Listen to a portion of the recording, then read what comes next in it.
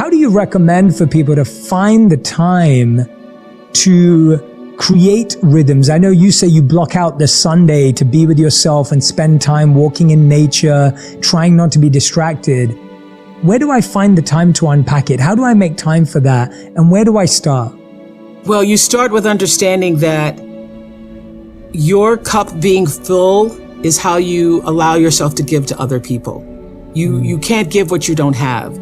You can't love if you haven't been loved. You don't even know how to begin to do that.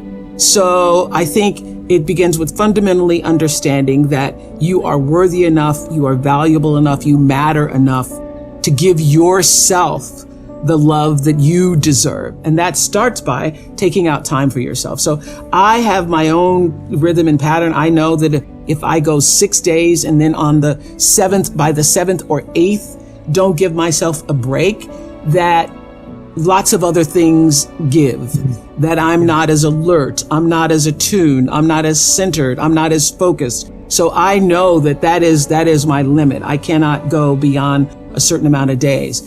And for me, walking in nature is my solace. It is where I feel that I am one with all, and all being, all creation and, connected.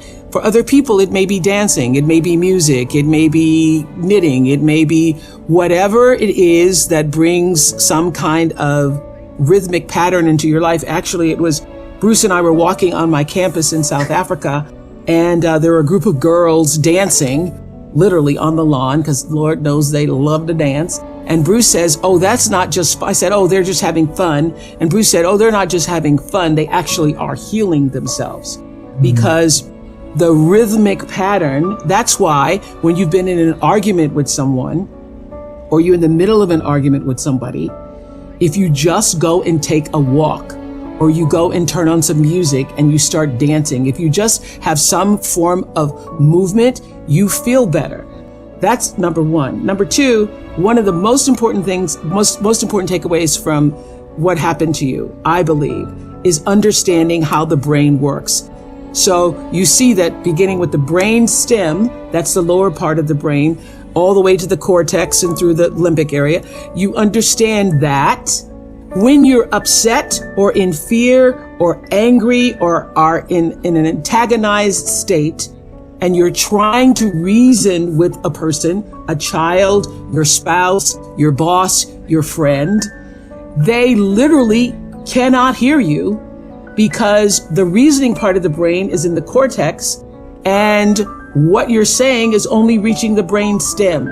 So whenever somebody is dysregulated, which is what that is, being anxious and fearful and yelling and screaming, the thing to do is to calm yourself first. Then you will be able to help that other person get calm and regulated. That's how you get to reason. But if you both are just yelling at each other, literally, and you're going, you don't hear me and you don't hear me either, and they actually cannot hear you. That's what I thought was so fascinating. If I leave you with nothing else, just know this for sure. There is not one thing that has ever happened to you, not one experience, not one encounter, not one crisis, not one joyful thing that hasn't happened just to make you better and help you rise. Every single thing you're calling in, whether you know it or not, when you figure out that you are calling it in, when you actually start meditating or praying or doing or having a spiritual practice, which is the number one thing you need if you want to be successful in the world. You need something that gives back and nourishes you, regardless of what you call that. You need to fill your cup so that you can be so full your cup runneth over and you have enough to give to other people. If you don't fill your cup, you end up dried up. You end up tired, exhausted, and don't have enough to give to other people. You end up resentful every time somebody asks you because your cup is empty and now they want some of yours. So your number one job is to fill your cup and make yourself whole. That's your job. The best way to begin to figure out who you are really meant to be is to ask the universe, God, that question. God, how can I be used in service to myself first?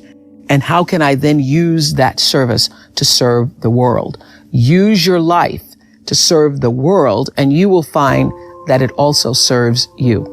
One of the biggest mistakes people make is thinking that they have to get paid a lot of money or even get paid at all for their calling. You are here to honor your calling, whether you're paid for it or not. If you can get paid for it, that makes life exponentially better. But if you are not paid for it, that is also really just fine, because honoring the calling feeds everything else you do in your life. I have always known this about celebrity. The real power of being somebody that somebody knows, and I really think that the only difference between being famous and not is that more people know your name. So the only difference between understanding that is understanding that what Selma has done, what Susan has done, what Anna has done, Rebecca has done, what Jim has done, what I've done, you too can do. Because true philanthropy comes from living from the heart of yourself and giving what you have been given. How will you do that? How will you use your personality, the energy of your personality, to serve that which is your soul's calling? I know this for sure. Any life, no matter how fantastic it is, how glorious it seems, how much attention you receive, how much square footage you have, any life and every life is enhanced by the sharing and the giving and the opening up of the heart space. Your life gets better when you can find a way to share it with someone else. So what we've done, you can do. The real empowerment comes when every person leaves this room and makes a decision. Maybe that decision is that you will write a check and support some of the wonderful organizations you've heard here today. But the true decision is, how will you use yourself? How will you use everything that you have been given to serve that which is greater than yourself? How will you use that to become truly, authentically empowered? Now, it is a beautiful thing to receive an award and to be on the cover of Variety. Thank you very much. It's a beautiful thing.